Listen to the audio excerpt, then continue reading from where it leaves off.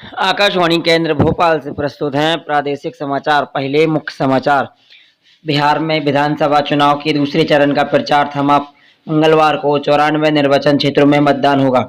देश की आर्थिक स्थिति में सुधार का संकेत देते हुए वस्तु और सेवा कर जीएसटी संग्रह 1 लाख करोड़ रुपए के पार। कोविड-19 से स्वस्थ होने वालों की दर बढ़कर 7.91% से अधिक हुई। असम में शिक्षा संस्थान कल से खुलेंगे।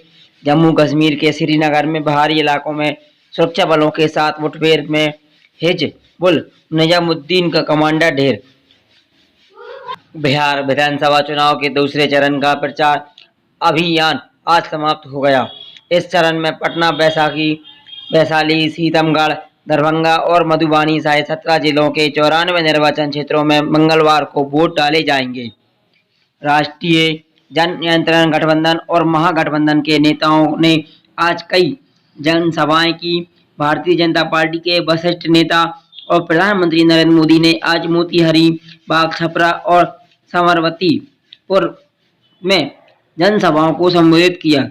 मोतीहारी और बरहा में जनसभा में श्री मोदी ने कहा कि राष्ट्रीय जनता तंत्र की गठबंधन रजक और सरकार देश भर के गरीबों के लिए कल्याण का काम कर रही है। श्री मोदी ने जनता दल यूनाइटेड के नेतृत्व में रजक की बिहार सरकार के लॉकडाउन के दौरान किए गए विभिन्न कार्य गिनाए।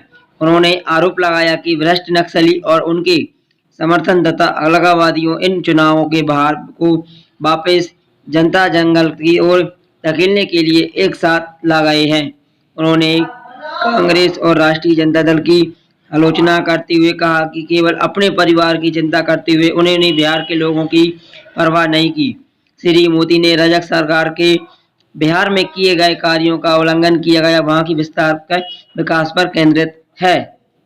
लॉकडाउन के दौरान बिहार के किसानों के खाते में पीएम किसान सम्मान निधि के वो सैकड़ों करोड़ों रुपए पहुंचे जिससे भी उनको बहुत लाभ हुआ। साथियों, बिहार के जो श्रमिक परिवार दूसरे राज्यों में लौटे हैं उनके राशन से लेकर रोजगार के लिए इस दौरान गरीब कल्याण योजना अभियान चलाया गया। इसके तहत एक गांव में ही श्रमिक साथियों और रोजगारों को उपलब्ध कराया जा रहा है। जिसे पर राशन कार्ड नहीं है उनके लिए भी मुफ्त राशन व्यवस्था की गई है। प्रधानमंत्री ने आत्मनिर्भर भारत कर जोर दिया और उनके इसके तहत बिहार में हो रहे कार्यों का उल्लंघन किया। श्री मोदी ने कहा कि विपक्षी नेताओं को केवल अपनी सीट बचाने की चिंता है। 11 राज्यों के 54 विधानसभा क्षेत्र के उपचुनाव के लिए आज प्रचार समाप्त हो गया। गुजरात, मध्य प्रदेश, उत्तर प्रदेश, झारखंड, कर्नाटक, उड़ीसा, हरियाणा, चंडीगढ़, तेलंगाना और नागालैंड की 54 विधानसभा सीटों पर मंगलवार को मतदान होगा। बिहार में वाल्मीकि नगर लोकसभा सीट से और मणिपुर की 2 विधानसभा सीटों के लिए शनिवार को मतदान होगा। मतगणना 10 नवंबर को की जाएगी। उत्तर प्रदेश में विधानसभा की 7 सीटों में उपचुनाव के लिए प्रचार अभियान आज शाम समाप्त हो गया है। 3 नवंबर को वोट डाले जाएंगे। मतगणना 10 नवंबर को होगी।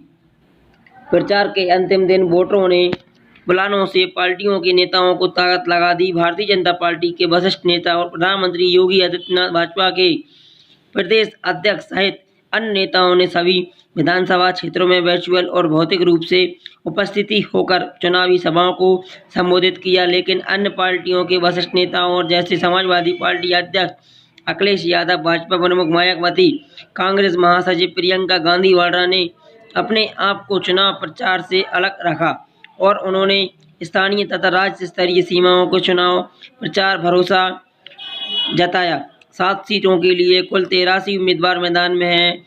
चुनाव आयोग ने अनुसार कल सुबह पोलिंग पार्टियों को मतदान केंद्रों के लिए रवाना किया जाएगा। सभी मतदान केंद्रों पर कोविड-19 के दिशा निर्देश का पालन किया जाएगा। एमएनसी